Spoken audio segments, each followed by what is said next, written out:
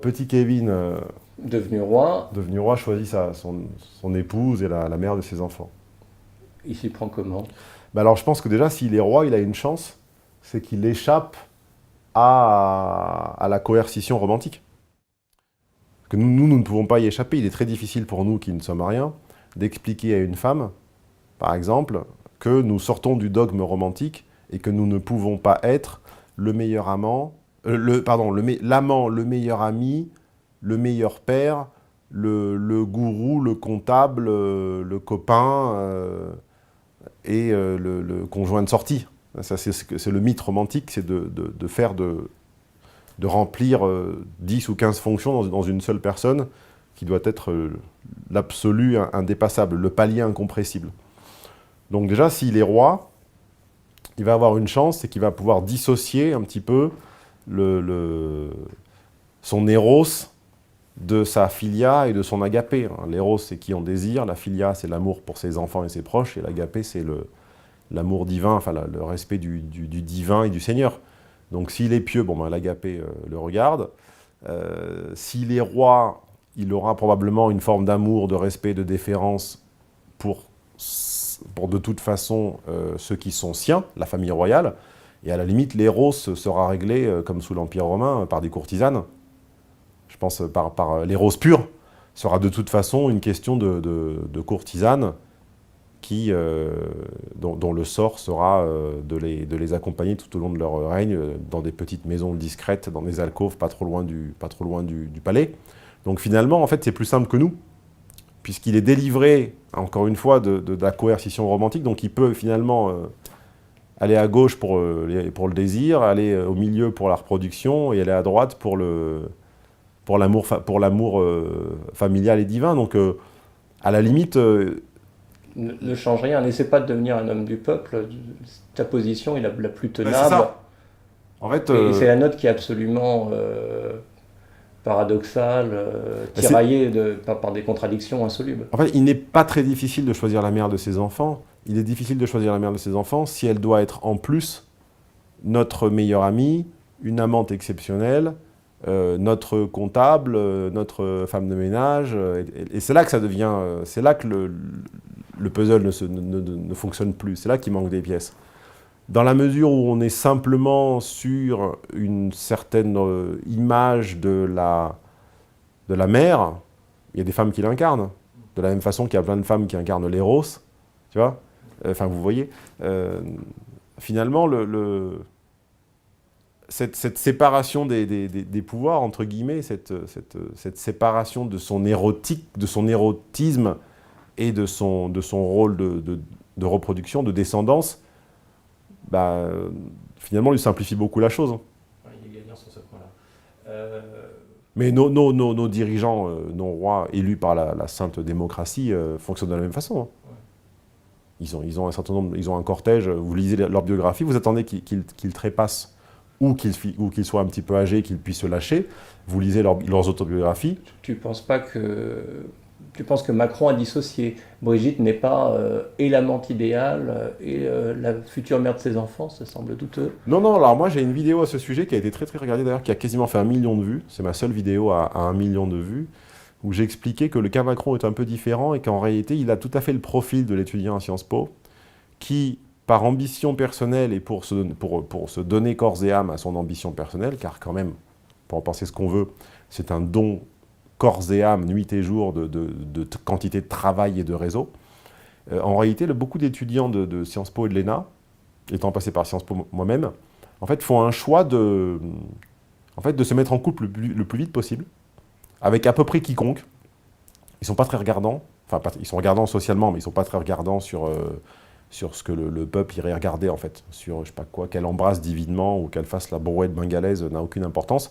Ce qui compte en réalité, c'est qu'elle le préserve des montagnes russes émotionnelles. Car en fait, pour aller au bout de sa scolarité, plus l'ENA et le réseautage, etc., il faut, lors des concours et lors des moments d'extrême compétition, il faut échapper au stress émotionnel. Il faut échapper à une séparation douloureuse, il faut échapper à une obsession amoureuse, il faut échapper à quoi que ce soit qui vous déplace, qui vous décentre de votre objectif. Et en réalité, on voit beaucoup de couples de raison dans ces écoles-là. On pourrait penser comme ça que ça s'allume à tout va, pas du tout. Non, non, il y a des couples de raison formés très tôt et dont le seul objectif est de sortir du marché du célibat, de sortir du marché des espoirs. Car le célibat, c'est quoi? C'est une succession d'espoirs déçus. On rencontre 10 personnes, 9 sont extrêmement décevantes, disparaissent dans la nature sans un mot, etc. Et puis on est là, on souffre avec son petit cœur. En réalité, quand on prend quelqu'un très vite, et que l'on l'affiche en plus ostensiblement, on sort des montagnes russes émotionnelles et on se consacre à son projet. Donc je pense que lui est ainsi. Par contre, pour avoir lu la bio de Mitterrand, par exemple, enfin voilà, son chauffeur le déposait chez à peu près une maîtresse par jour, tous les jours. Il n'y a pas... apparemment, avoir du pouvoir rend populaire auprès des femmes. Ouais, ça, elles n'aiment pas ça. Ça, elles n'aiment pas ça. Ah, ça, elles détestent qu'on le rappelle. Hein, ça, c'est... Alors, je vous donne la recette. Si vous vous ennuyez et que vous voulez être traité de misogyne, parce que ça vous distrait, il suffit de prononcer cette phrase. Voilà. Ok. Mais moi, je voulais aller plus loin, justement, et peut-être essayer de me réconcilier avec les femmes. Mais il n'y a pas des femmes qui résistent, justement, et qui posent des râteaux à des mecs de pouvoir. Est-ce que notre roi aura toutes les courtisanes de son choix, ou est-ce qu'il y en a qui lui diront « bah non, justement ».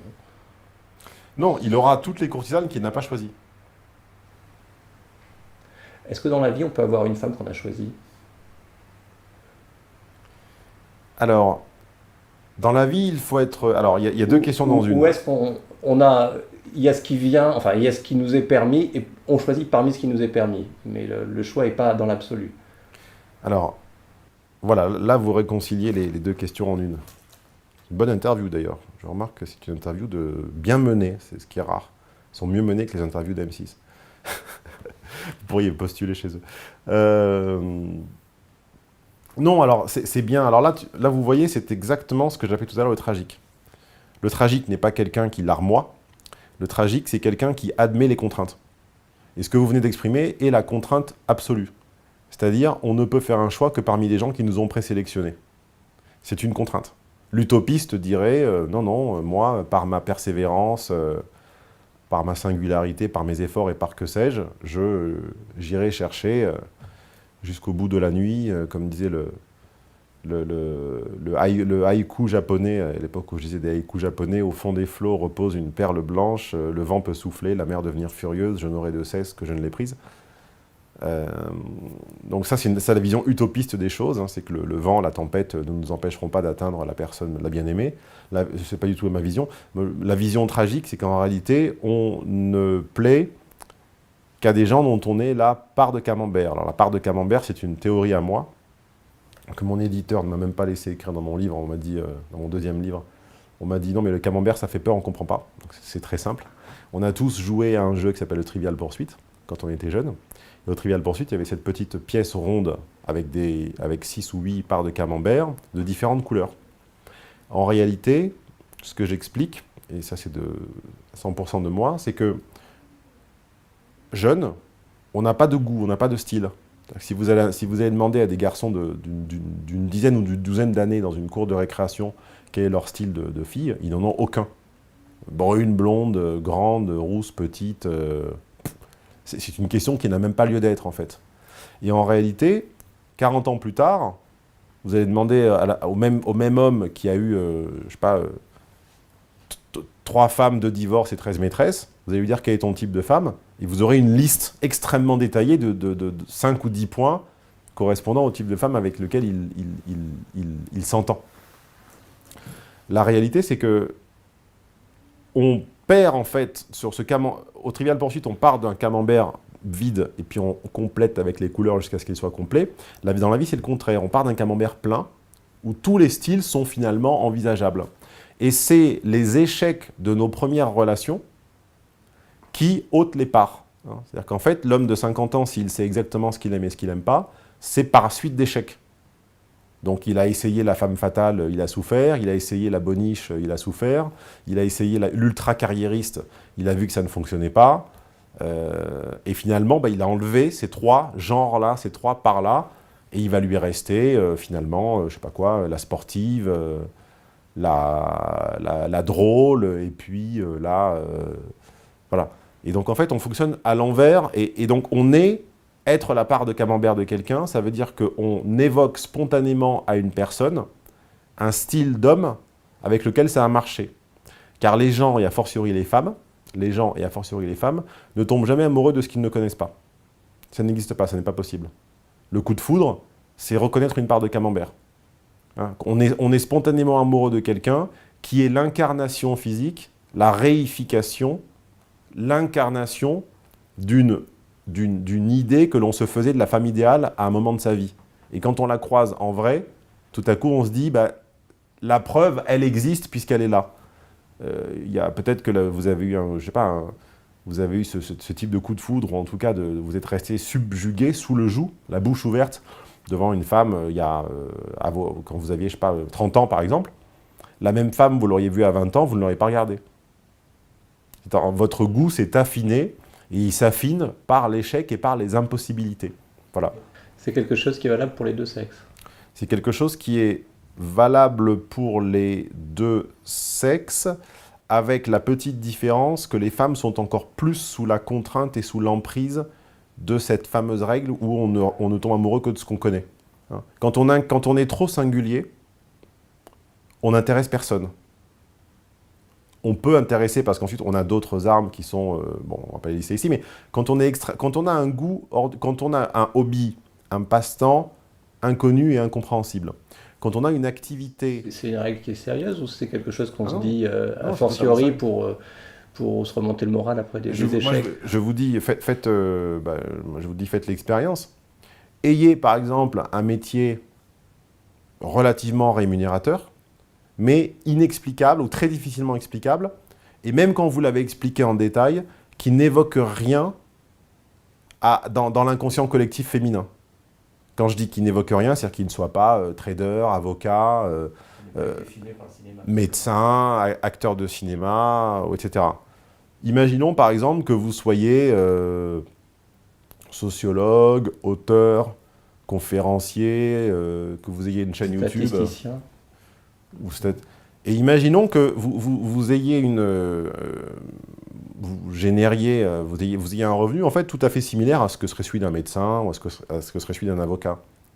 Et vous allez voir et faites un test. Un jour, vous dites à une personne A, je suis sociologue, conférencier, auteur, machin, et dans le deuxième cas, vous dites je suis avocat. Et vous verrez tout de suite la démonstration par de facto de ce que je viens de vous dire. C'est-à-dire que plus on a une activité qui n'évoque rien, qui n'évoque certainement pas un pouvoir d'achat, plus on a des centres d'intérêt, on va dire, encore une fois, difficilement identifiables ou qui ne sont pas le saut en parachute, le bateau, jouer de la guitare comme Slash dans un groupe, etc.